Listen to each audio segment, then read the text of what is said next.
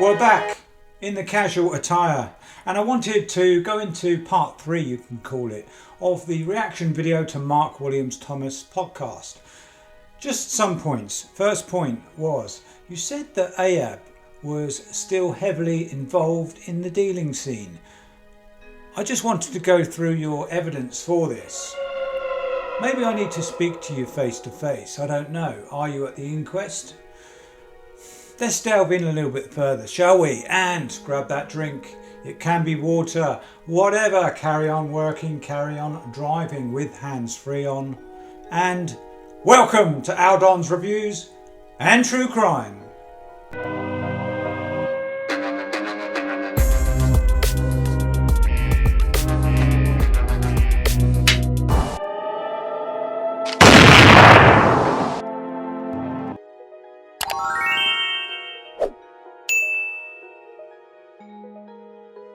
So you said. From what I've found out about Qasim, he's still very connected and active in the drugs world. So where's the evidence? I'm not saying either way, but I didn't understand what full evidence you had. Josh, you've already made a statement within court saying that Ahab and Rocky indeed were still dealing or were dealing on that weekend. It is a big money spinner. I've already been all through the money to be made at festivals like that and the markup that can be made. And also, Mark Williams Thomas, you said yourself, the police turned a blind eye to it. But I'm just confused. Ahab, I'm impartial. I'm trying to be impartial. It's difficult. Sometimes you seem quite charming, Ahab, and sometimes I'm feeling a little bit sorry for you in some ways.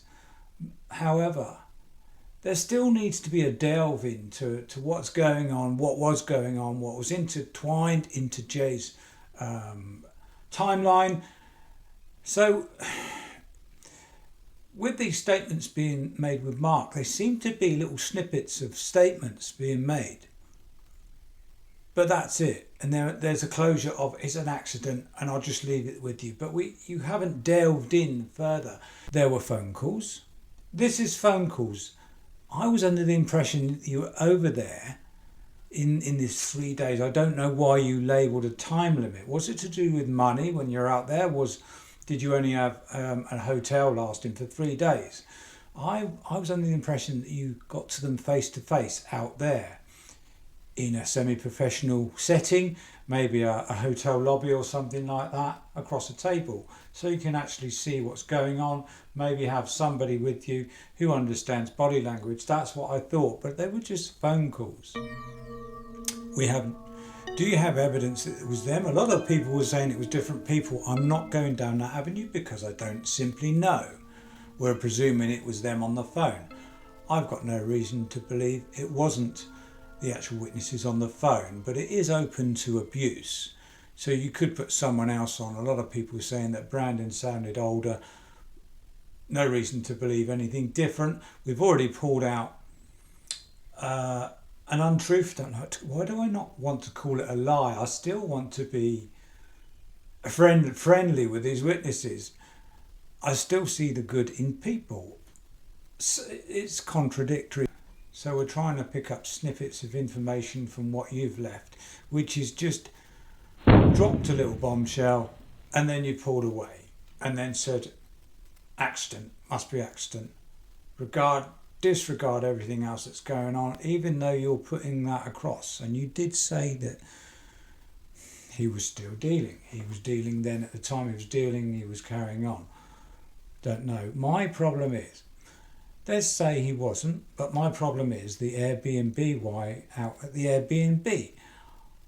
Why this mention of Ket? I said I was confused about that, the Ket business.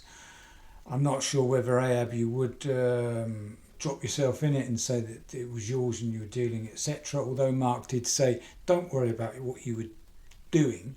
Don't worry about the illegal activity that you're getting on with. I just want to know about Jay, connection with Jay. But you do have to know about the illegal activities to know what was going on as it crossed over in Jay's timeline. So we know that Ruggs were involved in some way. We just don't know how, where and why. This is what a police investigation is all about and should be opened. And I think the witnesses, maybe they'd welcome that. I don't know, some would, some wouldn't. So we just want to know the detail, the truth. Another thing that it needs explaining, that MWT, and we've said for months and months and months, and we've talked about the knives, was on a message, but we haven't seen the photograph or the message. I don't know, as I said before, I don't know how the Snapchat business works. Was it WhatsApp, wasn't it? So can't those, in the data, can't they be retrieved, even though they're deleted? Can't they be retrieved? The kitchen knives, who were back because the person involved, was it Millie? She's involved in the inventory in the Airbnb, and she said the knives, the orange handle knives, were back. They were there at the Airbnb. It was said that Jay took them away. So that's a big element, isn't it? In case it kicks off. So something did happen. So there must have been something that happened that triggered that behaviour of taking knives.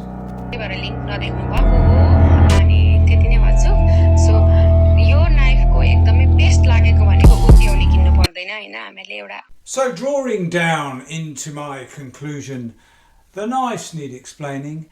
The paperwork, the Spanish paperwork, remember the document from the statement of Lucy from the Guardian, was there two or was there one? Because that needs deciphering by our translator we have in house, so that needs deciphering. Lucy's whereabouts, her whereabouts, because we've got a document, apparently an official document, or do we, that says she was in Masca for that night or the night before. It's wishy-washy. So the Ket, I don't think we're going to get down to the Ket. I believe that one report said that Jay had it in his system, another report said that he didn't. So we're going to need to know what's real and what's not real. An investigation will bring that out. The inquest will probably bring that out, the next inquest. We await the inquest. So where are we at the moment? We've come a long way in the year that we've picked up suspicious bits and pieces of information, witnesses' statements that are lies, as we've seen from Brandon saying that he didn't know Ahab. I can understand why he said it, but he did say that. I don't want to go over old ground when we know that. I'm interested more so perhaps on the psychology of these people and the psychology of the witnesses. I'm a people person, so I do care about what happened to Jay, what happens to anybody really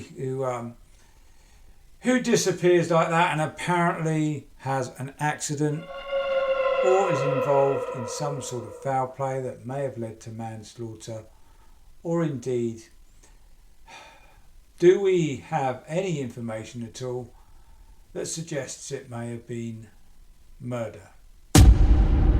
Probably not. Probably not. So we've got two avenues that the inquest could look at, could pull things out. The inquest is interested in facts. We're interested in facts, but also the suspicions draw sometimes into facts. So a fact is, and I don't want to go over old ground, the fact is the witnesses did tell untruths. They were covering something up. So if the witnesses are summoned, or they're indeed now they might go to the inquest anyway, they may not have anything to worry about, but if they do go with their solicitors, do you really want witnesses? Do you really want to make a no comment statement on each question? Because the solicitor may advise no comment, which would defeat the object and be a complete waste of time. But it is interesting, the psychology of people overall. But I'll leave it there for now. I'm still baffled, and it's still an ongoing case for us, and it'd be so nice to put it to bed and be satisfied by the truth. Thank you for watching, and it's getting later, isn't it? So when you lay your head down, as always, don't have any nasty dreams. Thank you for watching and liking and subscribing.